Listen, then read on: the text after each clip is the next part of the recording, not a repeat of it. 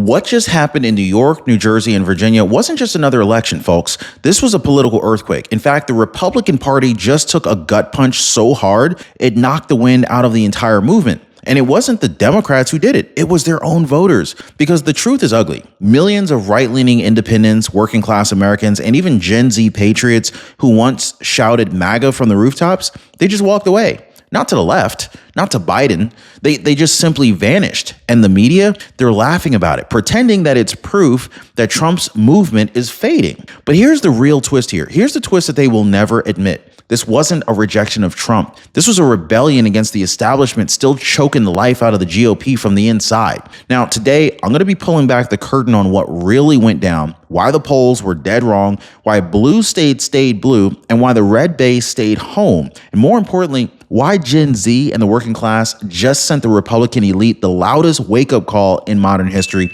Hit the like button, subscribe, guys, because what you're about to hear, this is not spin. This is raw, it's a little uncomfortable, and it's the truth that the mainstream media is too terrified to touch. This is the story of how the right-wing base vanished and how the GOP's own arrogance lit the fuse for a populist revolt that's just getting started. So, ladies and gentlemen, this wasn't supposed to happen. Just 1 year after Donald J. Trump returned back to the White House, the GOP was expected to be untouchable. But last night, in New York, New Jersey, and even Virginia, the ground just shifted beneath the Republican Party. So what was supposed to be a victory lap, it turned into a political earthquake. But let's make one thing very clear. This wasn't a Democrat victory. It wasn't. This was a Republican rejection. The right-wing base, the heart of this movement, didn't flip blue. They just simply vanished. So the same working class patriots, independents, and Gen Z conservatives who packed Trump rallies in 2024, they stayed home this time.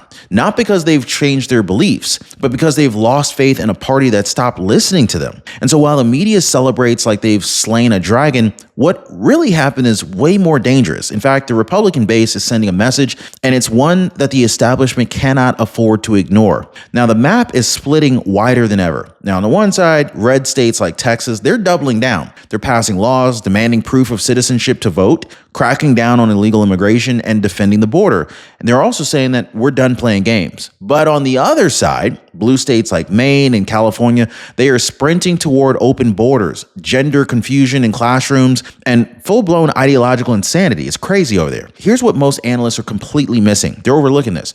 This isn't a left versus right divide anymore. It's populist versus establishment. It's working Americans versus the political class. Red states are voting to protect freedom. Blue states are voting to protect control. That's the difference. And stuck right in the middle are millions of Americans who feel politically homeless. Independents who love Trump's America First agenda, but they can't stand the GOP's donor class hypocrisy. This divide, it's no longer about party lines. It's about power. Who holds it, who just lost it, and who's brave enough to take it back. Now, the Fed just keeps saying that everything's fine, but if that was really true, why are they cutting rates again? You don't cut rates when the system's strong. You cut the rates when it's breaking. And this is why I partnered with Noble Gold Investments, because they help regular Americans prepare before the headlines hit. They're showing people exactly how to protect their retirement with physical gold and silver that's stored in their name. Now, most people who learn how simple it is, they walk away saying, well, that just makes sense. This is why more Americans every day are calling Noble Gold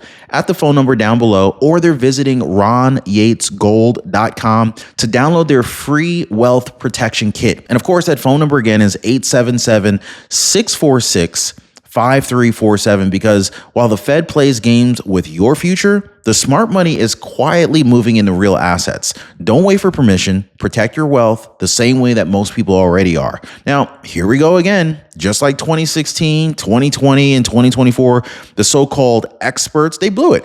Every major poll heading into New York, New Jersey, Virginia, races showed Republicans closing the gap. Some even predicted a statistical dead heat. And then all of a sudden, reality hit like a freight train. Democrats didn't just squeak by. They crushed it. Double-digit wins. Entire districts flipped or stayed blue despite every indicator pointing red. Why? Because the pollsters didn't measure the energy. They measured echoes. They mistook the noise of loyal Republican turnout for the roar of a movement that's quietly burning out. Conservative voters were fed confidence instead of truth. They were told, hey, we got this, we're good. But the data told another story. The populist base wasn't energized, and independents, they were already gone. Now, once again, America was blindsided not by what the numbers said, but by what the numbers missed. Real world frustration, economic pain, and total distrust of the political system. And that's the real story, folks. Republicans didn't lose because the Democrats out-organized them. They lost because their own people didn't show up. The right-leaning independents, the America First crowd who hate foreign wars, despise corruption, and once carried Trump to a historic win, well, they stayed home. Not because they're lazy, but because they're done. They have watched Congress stall Trump's reforms. They watched career Republicans campaign on border security while quietly voting to fund the same broken programs. They watched the elites toast at donor dinners. Meanwhile, the middle class drowns in rent, gas prices, and taxes. They didn't switch parties. They just went silent. And the silence in politics, it's deadly. So when your most passionate voters don't believe that you're going to fight for them anymore, well, they don't cross over to the other side. They just simply cross you off the list. And this is what happened in New York, New Jersey, and Virginia. Just kind of a quiet, calculated walkout by the forgotten right. Now, if this all sounds familiar to you, it's because it is. I mean, we already saw this exact pattern earlier this year in Wisconsin's Supreme Court race. Conservatives turned out in record numbers, higher than ever before. The base showed up, the rallies were packed, the energy felt unstoppable, but when the votes came in, it wasn't enough. Why? Because Democrats didn't just turn out their loyalists, they turned out soft independents, people who lean left but don't trust the system either. So Republicans celebrated turnout while Democrats built coalitions. That's the difference, and that's a problem. It's not that the GOP didn't have voters, it's that they didn't have reach. The same mistake repeated itself in New York, New Jersey, and Virginia. The warning signs were blinking in red lights, but the establishment completely ignored them. They thought that populist enthusiasm alone was going to be able to carry them, but instead it collapsed under the weight of its own isolation. History doesn't just rhyme, it screamed, and still the party didn't even listen. And so now let's talk about the most shocking shift of all, Gen Z's defection. In 2024, Trump made massive inroads with young men, especially working class guys who rejected woke culture and saw him as a fighter for their future. But in 2025, something changed. In key districts across New York and New Jersey, those same young voters backed left-wing populists like Zoran Mamdani, not because they suddenly loved socialism, but because they felt heard. These young men are drowning in student loans, priced out of housing, and they're tired of watching their paychecks evaporate. So when the GOP talks about corporate tax cuts while they can't even afford rent, the message doesn't really land. You see what I'm saying? They didn't abandon America first. They abandoned feeling invisible. It's not Trump that they're rejecting. It is the party that stopped speaking their language. And unless the GOP starts listening, this rebellion is only the beginning. Now, let's be brutally honest here.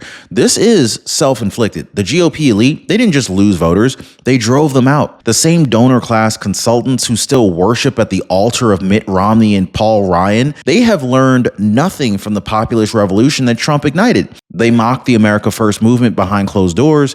They treat working class patriots as pawns in a fundraising game. And then they turn around and wonder why the same voters no longer trust them. This isn't left versus right anymore. It's the people versus the permanent class. Trump gave voice to that rebellion, but the establishment still controls the purse strings, the messaging, and the machinery. They're completely terrified of losing their grip, so they sabotage the very movement that saved the GOP from extinction. These elites don't want reform, they want control. And every time they silence populist candidates or downplay economic pain, another voter walks away. The betrayal isn't just political, it's personal now. Now, I want to talk about what's really fueling this revolt. Survival. The average working class American is completely exhausted. Rent has doubled in 3 years. Grocery bills are suffocating families. Gas prices are creeping back up. And while President Trump is pushing tariffs, reshoring, and middle-class tax relief, Congress has stalled. That's right. Republican leaders talk tough on TV, but behind the scenes, they're still protecting the same corporate interests that gutted American jobs. People feel that. They see these foreign aid packages that are sailing through the House. Meanwhile, their own neighborhoods are crumbling. They see the tax cuts for billionaires. Meanwhile, they can't afford childcare. And this is why the working class is losing patience, not with Trump, but with the party that keeps getting in his way. Inflation is not just an economic issue. It is a political litmus test. If the GOP doesn't start delivering real relief, voters are not going to wait for promises. They're going to start looking for fighters. Now, here's the truth that really terrifies Washington. This isn't a horizontal war between left and right anymore. This is vertical. It's us versus them, the working class versus the ruling class, the producers versus the parasites. Drop a parasite down below if you understand what I'm saying here. Now, as political analyst Robert Barnes said, if you fail to deliver right-wing populism, you'll get left-wing populism. And so this is exactly what we're seeing right now. Millions of very frustrated voters, white, black, Latino, and young, they're not asking for handouts. They're asking to be heard. Populism is rising because the political class, Republican and Democrat alike, have ignored the pain of real Americans. They've sent billions of dollars overseas, weaponized bureaucracy, and turned patriotism into a punchline. Trump tapped into that rage. He broke through the lies. But even now, the establishment is trying to cage his movement again under the banner of unity. Now, the real unity that this country needs isn't between politicians. It's between the forgotten men and women who built it. Now, here's a little secret. Thousands of people are already calling Chapter about Medicare. And when that many people move in the same direction, there's usually a good reason for that. This is why I partner with Chapter, because they are the team that most people trust with their Medicare choices. Now, one of our viewers, she said, I called because everyone else was talking about them, so I'm just glad that I did. So let me ask you,